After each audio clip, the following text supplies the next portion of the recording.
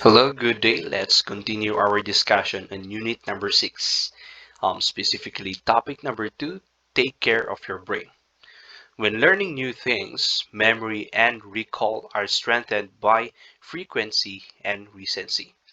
The more we practice and rehearse something new, and the more recently we have practiced, it is easier for the brain to transmit these experiences efficiently and store them for ready use access later. The importance of heart health has long been promoted, but brain health is just as important and crucial for our ability to think, act, and live well. Brain health is about reducing risk factors, keeping your mind active, and getting the very best out of your brain as you get older.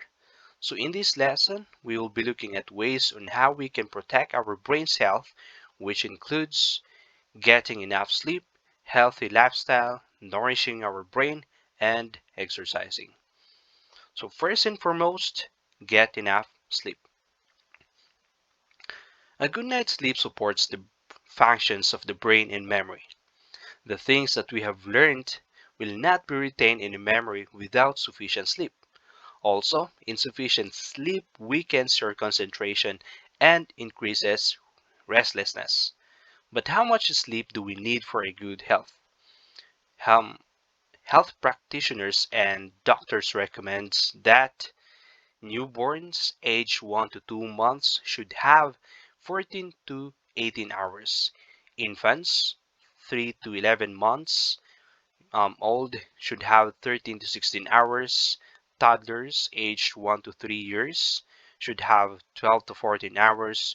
Preschoolers aged 3 to 5 years should have 11 to 13 hours.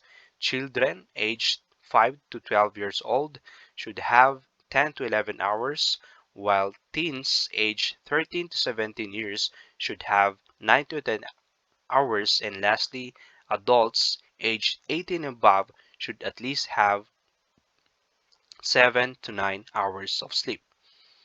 A lack of sleep at night can make you cranky the next day, and over time, skipping on sleep can mess up more than just your morning mood.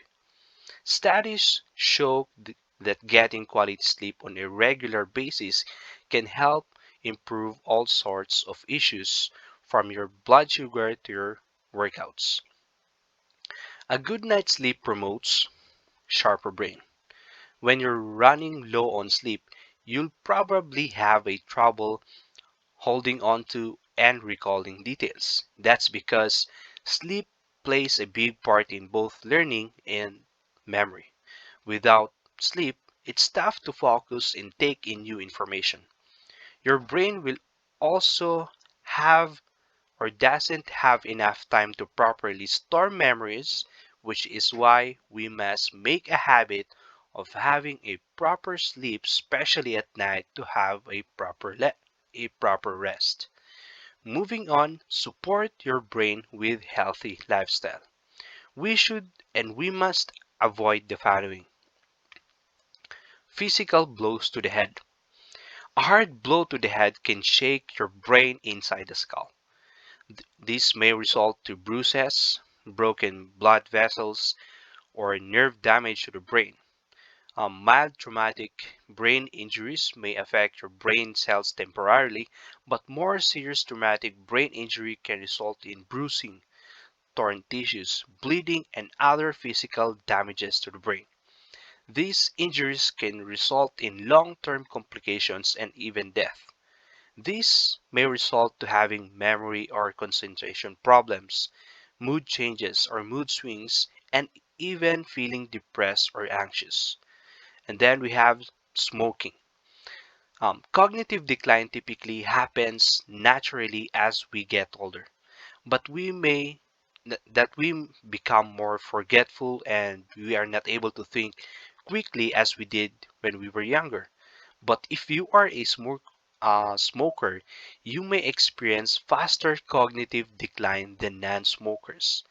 The researchers found that middle-aged male smokers experience more rapid cognitive decline than non-smokers or female smokers. A 2015 research reviews trusted source looked at 37 studies comparing smokers and non-smokers and found that smokers were 30% more likely to develop dementia. Researchers found that smoking negatively affects the structural integrity of the subcortical brain regions. They also found that smokers compared to non-smokers had greatly amounts of age-related brain volume loss in several areas of the brain. And then next we have drinking alcohol. While alcohol is absorbed throughout your entire body, it particularly takes a toll on the brain. Alcohol interferes with the brain's communication pathways, and it can affect how your brain processes information. Heavy or chronic drinking is categorized as drinking heavily over an extended period of time. For women, this is classified as more than 3 drinks on any day or 7 per week. For men, it is more than 4 drinks per day or 14 per week. For perspective, a bottle of wine consists of 5 drinks. And then we have taking in drugs and medication. These can cause damage to the brain. Drugs can activate neurons because their chemical structure mimics that of a natural neurotransmitter in the body. This allows the drugs to attach onto and activate the neurons, which lead to abnormal messages being sent to the network. Next, we have nourish your brain. Eat and drink enough, but not too much. Eating small, frequent meals will keep your blood sugar levels even, which is conducive to effective study. Keeping your body well hydrated is essential to concentration and learning. So remember to drink enough water. Now, there are 2 types of fats that we must be aware of. First, we have the monounsaturated fats and polyunsaturated fats, which are known to be the good fats because they are good for your heart, your cholesterol, and your overall health. This includes olive oil, canola oil, peanut oil, walnuts, sunflowers, and corn oil. On the other hand, we have saturated fats and trans fat, which are known as the bad fats because they increase your risk of disease and elevate your cholesterol.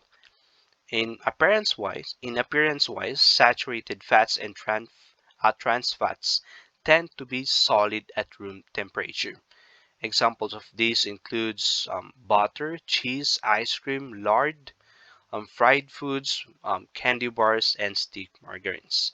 So when buying or eating, make sure that you're going to choose um, that you are going to go away and or not buy saturated fats and trans fats.